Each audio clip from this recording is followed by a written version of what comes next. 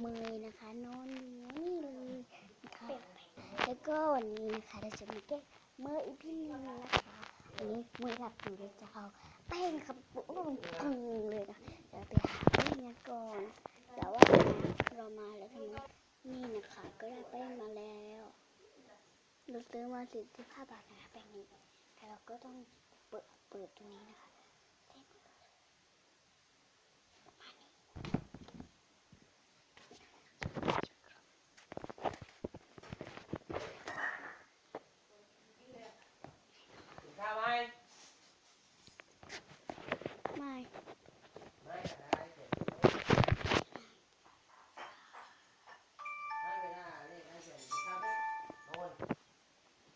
ค่ะ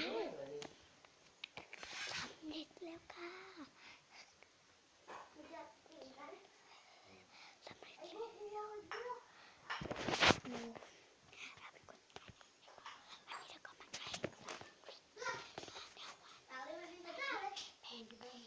วันนี้ถ้าเพนใกล้นะคะเดี๋ยวมุกจะไม่บอกมาถ่ายคลิปอีกนะคะเพราะ